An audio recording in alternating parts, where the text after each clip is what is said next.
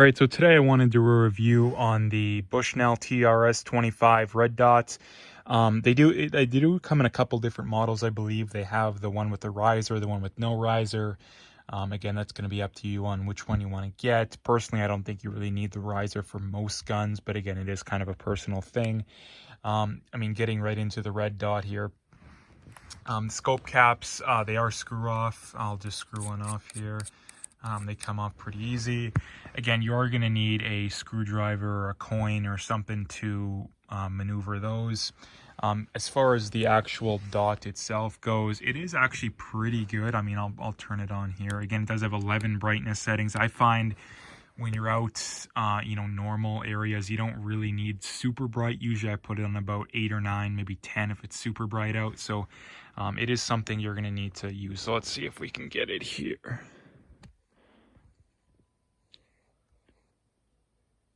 Yeah, you can kind of see it there. It is actually a pretty good dot. I'm not going to worry too much about the whole showing it because, again, it's a pretty good dot. You can look up the size.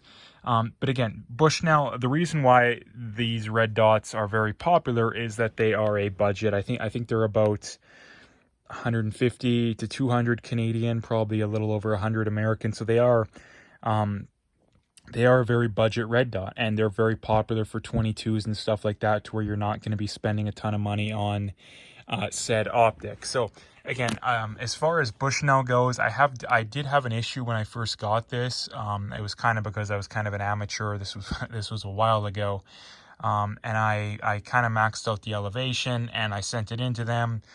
They fixed it, I believe, free of charge. They showed me everything when it came to that. So dealing with Bushnell's warranty, it was pretty good. So that's another thing that it was definitely very encouraging. I know obviously Vortex is kind of the gold standard when it comes to warranty and for the optics these days. But Bushnell was very good. I've heard mostly, I haven't heard any bad things about Bushnell.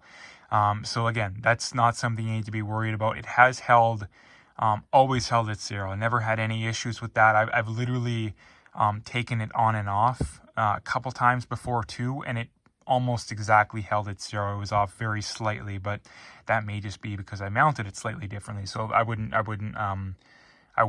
fault the red dot for that. But long story short, people probably wondering, maybe you're looking to buy it. You don't want to. You want an optic. You don't want to spend too much.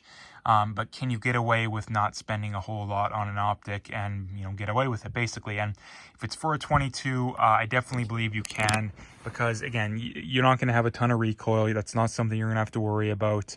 The warranty is pretty good. It is, like I say, it's held 0 very well. I've definitely not abused it a lot, but definitely abused it a little bit. And it's held 0 very well.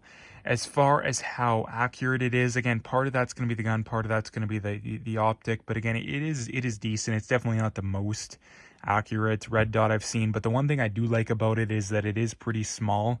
It's very compact. So if that's something you're looking for in a red dot, that's definitely something that you're going to like. Again, I do have a Vortex Strikefire 2 also that I shot it on here once. I've mostly had it on other guns, but that optic is a lot bigger. It's probably double as big, a little bit more bulky. So again, if that's something you're looking for a nice light compact optic for your 22, most likely, this is definitely a very good option. I haven't heard of any sorry, there probably is people, but as far as how would it work on like an AR or some semi-auto 223 or SKS or something like that, I don't know. You'd have to look into that. But as far as it goes on a 22, it's very good. And as far as it goes for an AR or an SKS or something like that, it's not like you don't have to spend that much more to get something better. The Vortex is a few models for like 300 and under. There's primary arms. There's plenty of comparable optics in the price range, and that's something that the last thing I'll mention is that the days of having to spend a lot of money to get quality optics, I believe, are over. I think the big thing that's changed is the cheaper optics have definitely stepped up their game, and the more expensive optics have as well. Like some of these high-end optics are incredibly, incredibly advanced. But again, the cheaper ones have really stepped up their game as well. I think, like I said, I think the days of, oh, you got $1,000 gun, you need $1,000 optic, I think that's over. Now, again, if you can afford it, absolutely. But if you can't, then I don't think there's much point personally.